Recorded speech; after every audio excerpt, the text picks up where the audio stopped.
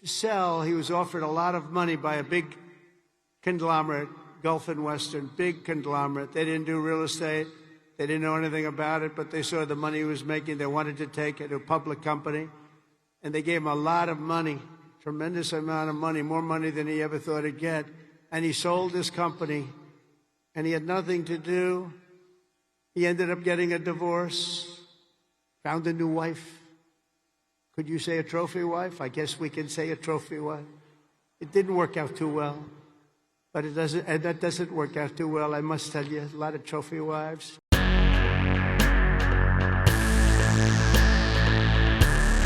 Don't lose your momentum.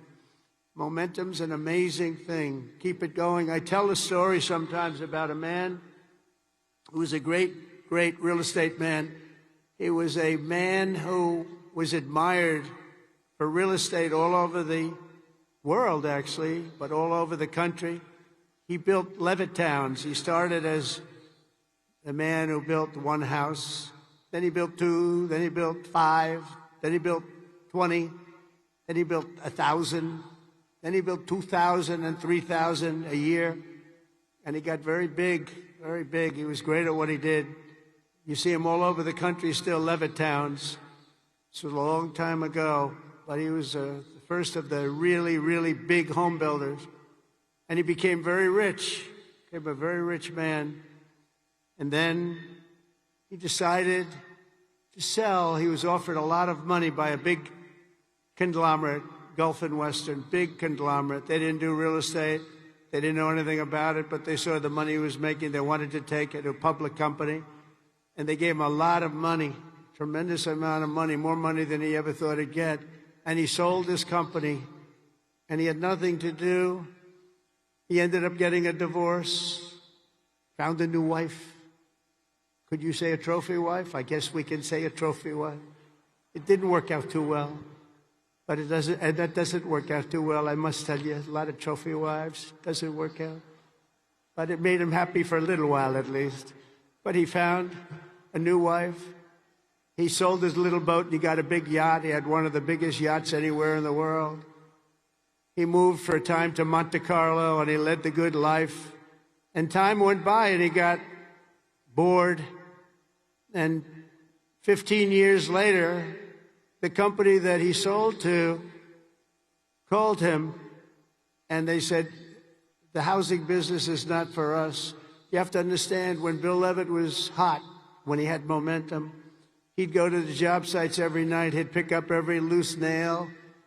He'd pick up every scrap of wood. If there was a bolt or a screw laying on the ground, he'd pick it up and he'd use it the next day in putting together a house.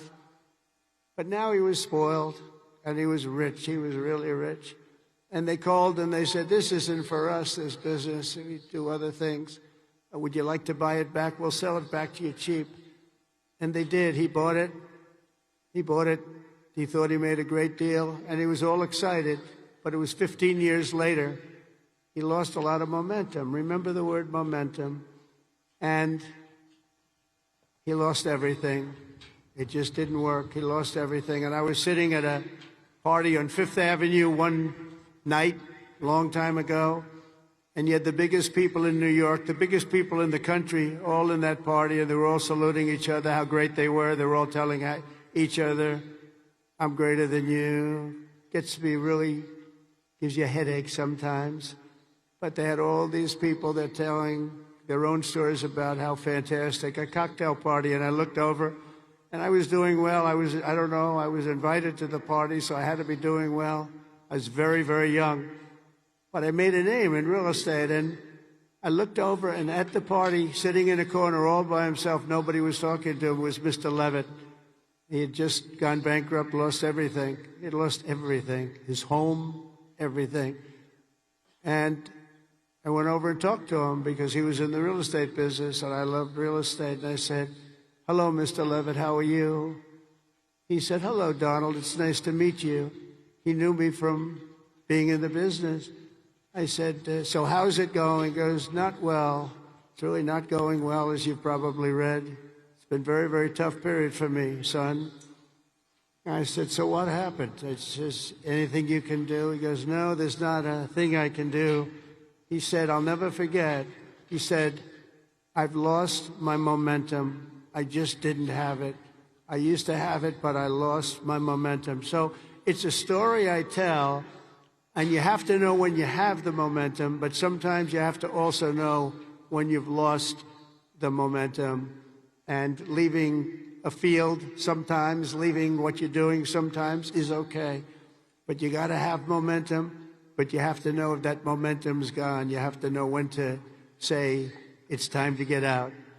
And it's a very sad story. I remember that story so well, like it was yesterday.